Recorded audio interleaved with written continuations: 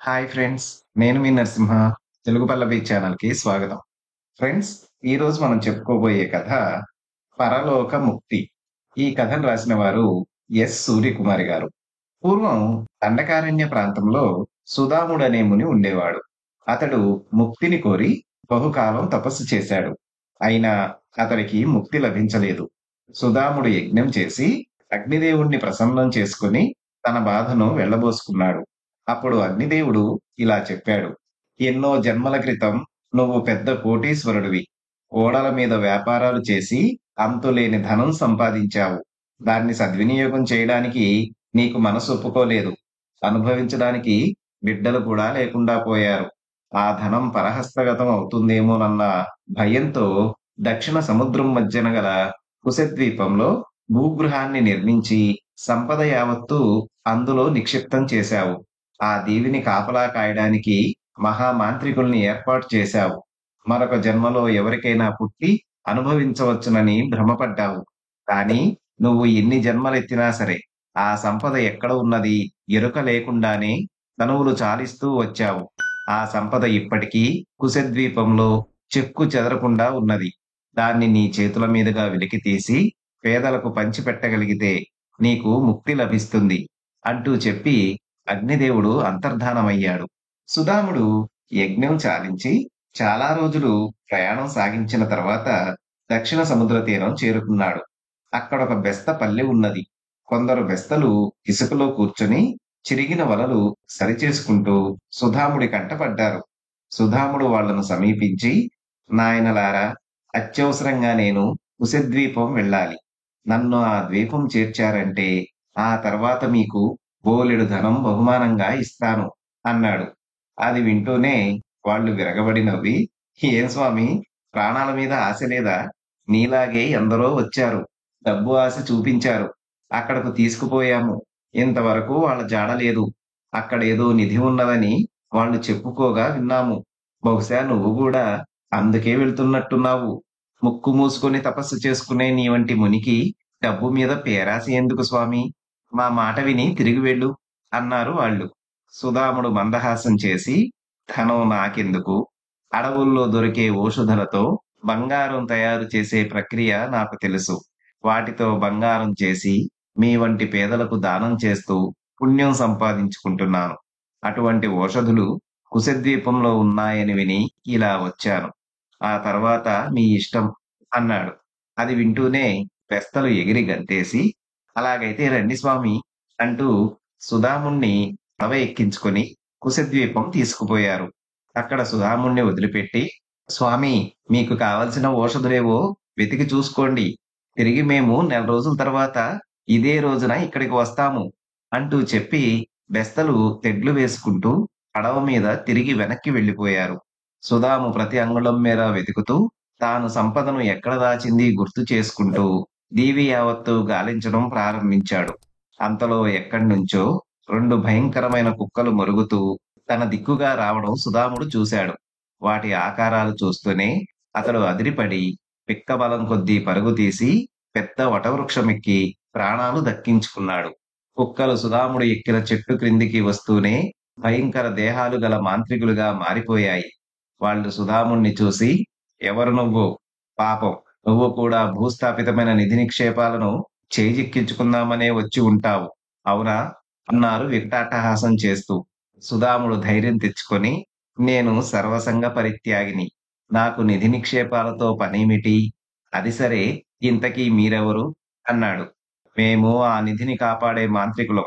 పూర్వం చందనగుప్తుడనే కోటీశ్వరుడు తన సంపద యావత్తు ఇక్కడ దాచిపెట్టి మా పూర్వీకులను కాపలా పెట్టాడు.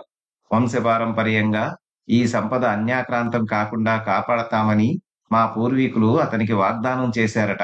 అందుచేత మేము చాలా కాలంగా ఇక్కడ ఉంటున్నాము అన్నారు మాంత్రికులు. అయితే ఆ చందనగుప్తుణ్ణి నేనే. సంపద ఉన్న స్థలం చూపించండి. ధనాన్ని పేద సాధలకు పంచిపెట్టి మరో జన్మ లేకుండా ముక్తిని పొందుతాను అన్నాడు సుధాముడు సంతోషిస్తూ. భీకరాకారులిద్దరూ సుధాముణ్ణి చెట్టు మీద నుంచి కిందికి దించి, ఇక్కడకు వచ్చిన ప్రతివాడు ఇలాగే చెప్తున్నాడు. అక్కడ నీకోసం నాగలి సిద్ధంగా ఉంది. పొలం దున్నాలి, పద అంటూ అతణ్ణి విశాలంగా ఉన్న ప్రదేశానికి తీసుకువచ్చారు. ఇక్కడ చాలా మంది మనుషులు నాగళ్లకు కట్టేసి ఉన్నారు. భీకరాకారులు సుధాముణ్ణి కూడా ఒక నాగలికి కట్టి చీకటి పడే వరకు పొలం దున్నారు. తర్వాత వాళ్ళనందర్నీ తీసుకువెళ్లి కర్రలతో కట్టిన ఆవరణలో బంధించి తలుపులు మూశారు. వాళ్ళల్లో అవంతి దేశ రాజకుమారుడు సూరసేనుడనేవాడు ఉన్నాడు. అతడు సుధాముణ్ణి చూస్తూనే ఆశ్చర్యపోయి, మహానుభావా! నువ్వు చూస్తే మునిలాగా ఉన్నావు. ఈ దుర్మార్గులకు ఎలా చిక్కావు? నీకు తపశ్శక్తి ఉంటుంది కదా! మరి వీళ్ళను ఆ శక్తితో నాశనం చేయవచ్చునే అన్నాడు. సుధాముడు తన సంగతి యావత్తూ సూరసేనుడితో చెప్పి, మా గృహం ఎక్కడ ఉన్నదో వీళ్లకు తెలుసు. ఆ రహస్యం తెలుసుకోకుండా శపించడం మంచిది కాదు అన్నాడు. రోజూ భీకరాకారాలు వచ్చి వాళ్ళ చేత పొలం పనులు అవి చేయించసాగారు. ఈ విధంగా దాదాపు నెల రోజులు గడిచిపోయాయి. రోజూ దీవిలోని ప్రదేశాలు చూస్తుండడం వలన ఏ ప్రదేశం ఎక్కడ ఉన్నది ఒక్కొక్కటే అతడికి గుర్తుకు రాసాగాయి. భూగృహం ఎటువైపున ఉన్నది కూడా సుధాముడికి చూచాయగా జ్ఞాపకానికి వచ్చింది. ఒకరోజు రాత్రి సుధాముడు సూరసేనుడి సహాయంతో తప్పించుకొని అడవిలోకి పారిపోయాడు. తెల్లవారే వరకు తిరిగి తిరిగి చివరకు ఒక లోయ ప్రాంతానికి వచ్చాడు. ఆ లోయ తానెప్పుడో చూసినట్టు సుధాముడికి అనుభూతి కలిగింది. అవును, ఇక్కడే ఎక్కడో భూగృహం ఉండాలి. ఈ లోయకు దక్షిణ దిక్కుగా నేలమాళిగ ఉన్నట్టు జ్ఞాపకం అనుకుంటూ సుధాముడు నేలను పరీక్షగా చూసుకుంటూ వెళ్ళాడు. నిజంగానే ఒకచోట అతనికి నేలమాళిగ కనిపించింది. నేలమాళిగ తలుపులు తీస్తూనే అతనికి భూగృహం, అందులోని అంతులేని సంపద కనిపించాయి. అంతలో భీకరాకారులిద్దరూ పెద్ద పెద్ద అంగలు వేసుకుంటూ అక్కడికి వచ్చి, భూగృహ రహస్యం కనిపెట్టేశావన్నమాట. ఈ రహస్యం మాకు తప్ప ఇతరులకు తెలియకూడదు. అంటే నీకు ఈ రోజున మా చేతుల్లో ఆయువు మూడినట్టే లెక్క అని చెప్పి వాళ్ళు హుంకరించి సుధాముడి మీద పడబోయారు. సుధాముడు వాళ్ళ బారి నుండి తప్పించుకొని, దుర్మార్గులారా, ఇక్కడే ఆగండి. ఇది నా సొత్తు కాబట్టే నాకంట పడింది. తప్పు తెలుసుకొని క్షమాపణ కోరితే బ్రతికిపోతారు, లేదా నా శాపాగ్నికి భస్మమైపోతారు అన్నాడు. ఆ వెంటనే భీకరాకారుల్లో ఒకడు నేలమాళిగలో నుంచి భూగృహం లోపలికి వెళ్లి ఇంతలోనే తిరిగి వచ్చాడు. వాడి చేతిలో తళతళ మెరుస్తున్న బంగారు కలశం ఉంది. దాన్ని వాడు సుధాముడి చేత పెట్టి, నేరం లేనిదే ఎవర్నీ చంపకూడదని మా పూర్వీకుల ఆజ్ఞ. ఈ కలశం ఎత్తుకొని పారిపో. నిన్ను మేము బాణాలతో కొట్టి చంపుతాం అన్నాడు. సరే అయితే, ఈ నిధి నిక్షేపాలు యథార్థానికి నావే అయితే మీరు వేసే బాణాలు తిరిగి వచ్చి మిమ్మల్నే నాశనం చేస్తాయి. ఈ చిన్న విషయానికి నా తపశ్శక్తిని ధారపోయటం దేనికి అంటూనే సుధాముడు కలశం పుచ్చుకొని పరిగెత్తాడు. భీకరాకారులు మంత్రం జపించి పారిపోతున్న సుధాముడికి గురిపెట్టి బాణాలు వదిలారు. ఆ బాణాలు గాలిని చీల్చుకుంటూ రయ్యిమని సుధాముడి సమీపానికి వచ్చాయి. తర్వాత అంతకు రెట్టించిన వేగంతో వెనుతిరిగి వచ్చి భీకరాకారుల గుండెల్లోంచి దూసుకుపోయాయి. తర్వాత సుధాముడు కుశద్వీపంలో బందీలుగా ఉన్న మనుషుల్ని చెరవిడిపించాడు. అప్పటికి నెల రోజులు పూర్తి అయ్యాయి. ఇచ్చిన మాట మేరకు బెస్తలు పడవ తీసుకుని వచ్చారు.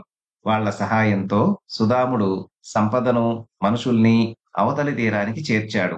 అటు పిమ్మట సంపద యావత్తు పేదసాదలకు పంచిపెట్టి సుధాముడు ఇహలోకంలోని జంజాటం వదిలించుకున్నాడు. దాంతో అతనికి పరలోకంలోని ముక్తి సులభంగానే లభించి కైవల్యం చేరుకున్నాడు. చూశారు కదా ఫ్రెండ్స్, ఇది ఈ రోజు కథ. మరొక మంచి కథతో తదుపరి వీడియోలో కలుసుకుందాం. ధన్యవాదాలు.